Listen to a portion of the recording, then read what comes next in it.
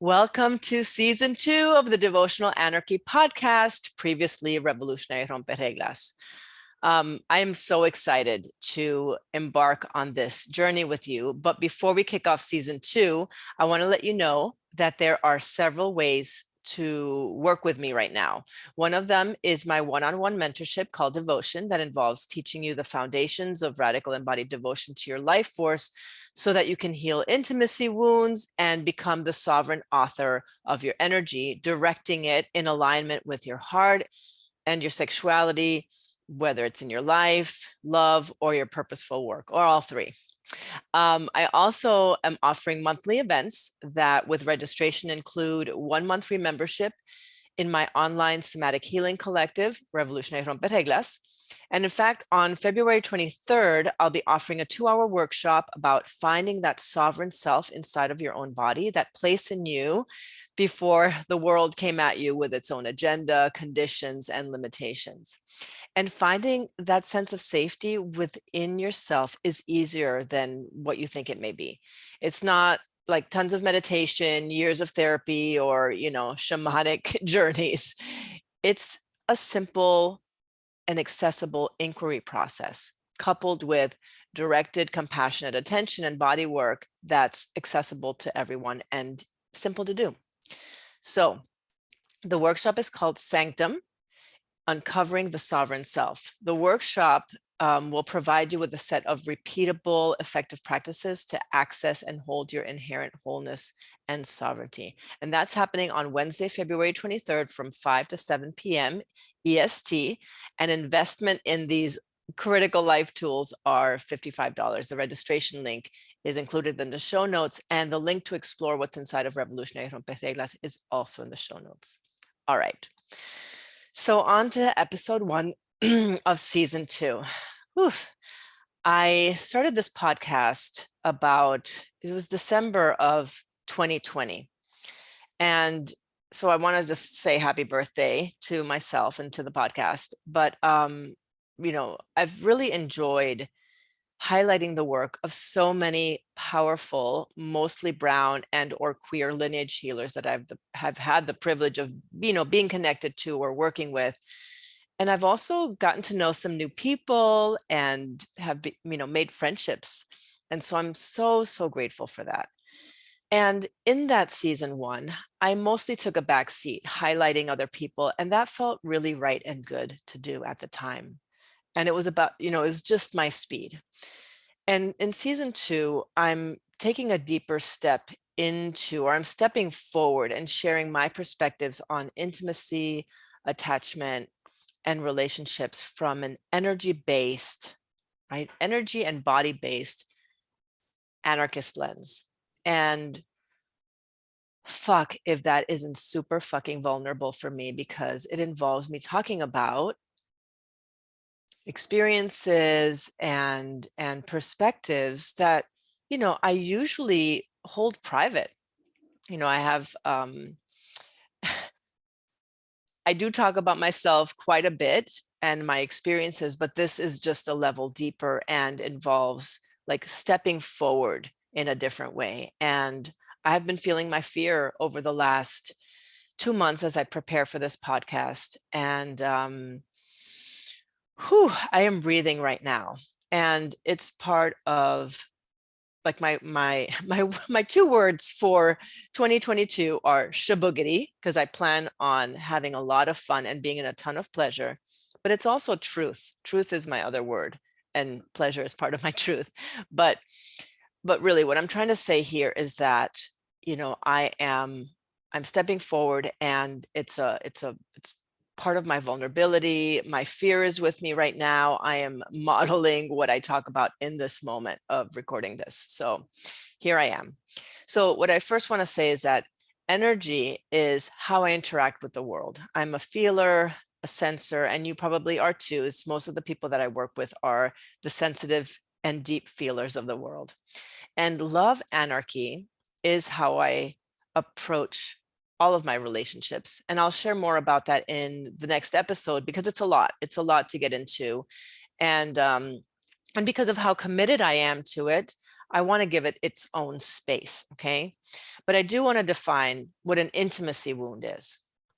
So intimacy wounds are the ways we get hurt in our attachment relationships with our caregivers, typically between, in utero to 6 years. Those are that's the foundational groundwork for like the templates that we create. And the ways we get hurt can be very subtle or obvious if there's obvious trauma. And really no one is exempt from this process of getting hurt. Even in the healthiest families, it's really a matter of degree. So you start out in the world, you're born this wide open energy blob absorbing the data, meaning the thoughts, feelings, and behaviors from the energy bodies that are around you and that are caring for you. And you're making conclusions based on that data. You're making conclusions about yourself, about relationships, about how the world works, right? You don't have a healthy ego or a sense of boundaries, right? You're wide open. So for example, the in utero piece, your mother may have felt ambivalent about being pregnant, about having a child. And energetically, that is absorbed.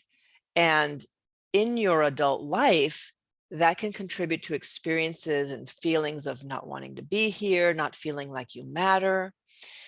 Or you may not have felt seen or heard in your family of origin. You might have experienced some form of rejection. A part of you may have been rejected, whether it's your sexuality or your exuberance or even your heart. Sometimes our most beautiful qualities are not valued or appreciated. And maybe you experienced neglect and you felt like you had to go it alone and deal with some really overwhelming emotions by yourself. So that's on the benign side of things. And obviously it's intensified when overt trauma is present. And I also have to say that these experiences don't just happen in our families of origin. They happen in the expectations and norms that are taught to us collectively. In other words, our socialization and conditioning into systems of disempowerment.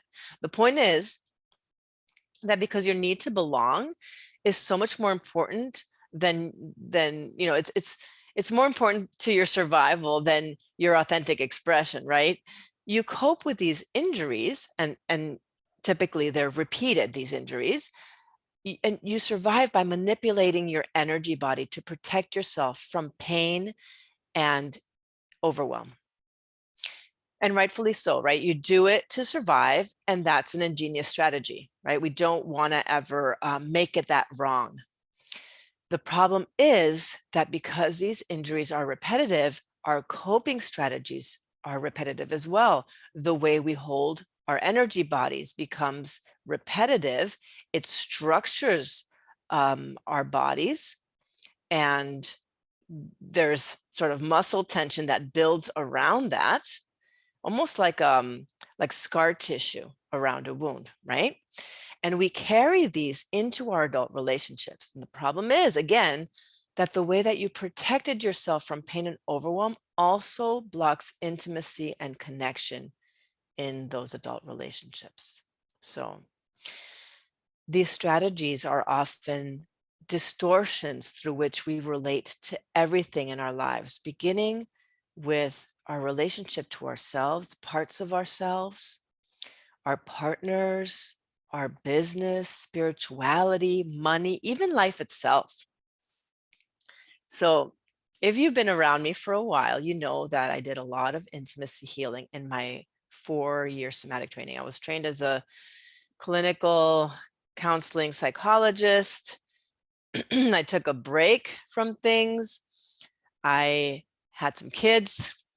And then I got into my somatics training when I had basically like a breakdown, a health breakdown because of stress and just shit that happened. But before going into the training, even though I had been, I was a PhD level psychologist, blah, blah, blah.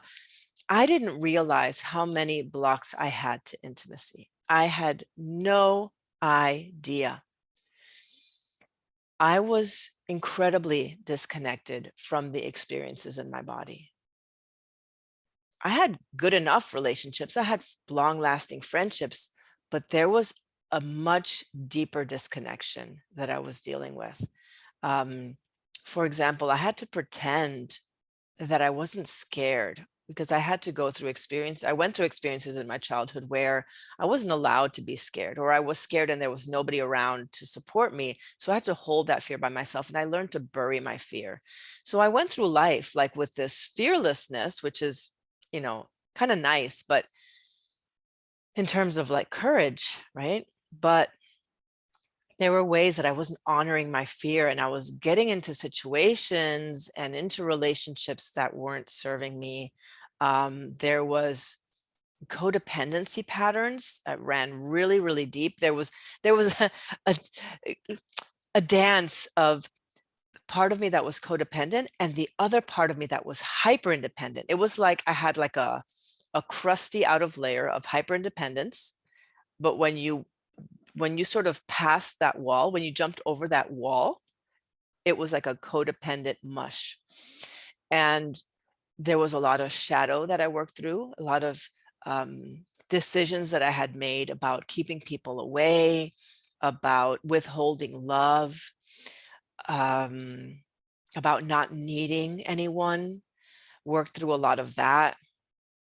And I learned to meet myself intimately in those 4 years. And when I say intimately, I mean learning to meet myself sexually, learning to meet myself emotionally, energetically, spiritually, physically, and mentally. And that's mindset work. That's like, feeding myself good food, moving my body, engaging in spiritual practices, all of these things that I'll get to in a moment. But this process of meeting myself is what I call devotion. This is the practice of self-connection and self-commitment. And this practice, one that is deeply grounded in presence and pleasure, was formally initiated in November of 2018 when I ended my marriage. I also changed my name during that month, and I married myself. This is part of this commitment. And in December of 2020, 2 years later, at the time that, season 1 began of the podcast, 2 years after being in this practice, I had this experience of falling deeply and exquisitely in love with myself. And it was it wasn't as though, it was like the experience of a dreamy energy, like the, NRE, new relationship energy coming over me. And I had this feeling of being in love, but there was no one prominent in my life except me, just me. And I couldn't believe it because I had struggled for all of my life to accept myself, to accept my queerness, my exuberant energy, right? The part of me that had once felt like too much, or maybe even my sensitivity, my leadership. But the feeling was real, and I wanted nothing more at that time to spend time with me and make love to me and enjoy me. And I felt sensual, I felt complete, and I felt fulfilled in a way I had never before. I essentially became like the most devoted lover I'd longed to know in my life, while at the same time being clear that one of the desires that I had was to create spiritual, sexual partnerships with people. So in that space, I held myself radically responsible for my own energy, responsible for stoking the fire of my own sexuality, owning it, enjoying it, and having it for myself before sharing it with other people. And the practice of devotion was my pathway to embodying my power on all dimensions of being, sexual, spiritual, physical, energetic, mental, emotional. And again, like, I want to be really clear that this isn't for everyone, right? This path of enjoying it for yourself before sharing it with others isn't for everyone. That's not the way that you have to do it, but it was the path that life chose and unfolded for me. And learning to embody that power is what I call sovereignty. And directing it in alignment with your desires is energetic authority. So as it turns out, owning my energy in this way contributed to much healthier partnerships based on mutual acceptance and healthy interdependence, which is mostly what this podcast is about. But it was important for me to first outline the pathway and the process that got me here. So what does this process look like on a daily basis? So before I share it with you, I want to emphasize that the level at which I was practicing devotion for those 2 years was very focused, almost obsessive. And it was because of circumstances that were happening in my life related to the ending of my marriage, but also like a tree fell on my house and I had to like move from place to place before landing in the place I am now. But so I had to create a lot of structure around these practices. And, it was also pandemic based. So, and I'm a body nerd, right? My self-work is part of my job and I'm so committed to it and I love it. So mostly I kept a routine of daily morning walks. Sometimes I was able to get to a gym or do yoga. It was just some sort of movement practice. There was a daily tarot pull. And mindset work focused on aligning with thoughts and feelings that were congruent with my higher self aims and desires. So it was like a spiritual mindset devotion. I also engaged in daily prayer to planetary deities and ancestors. That was spiritual devotion. And mostly the ancestors was just about like gratitude. And planetary deities were about like calling in my desires. And then it was, a clean diet, honoring my physical body and eating foods that were going to support my nervous system health. And I have a very, very sensitive body. I have a liver condition that resulted from my full body breakdown that got me into the 4-year somatics program. So I have to take care of myself that way. It's kind of a must. So the other part is emotional self-attunement, asking what I needed in every moment and responding to those needs, both within myself and in relationships with other people. So this emotional self-attunement was very, very much connected to boundaries, which is absolutely foundational for sovereignty.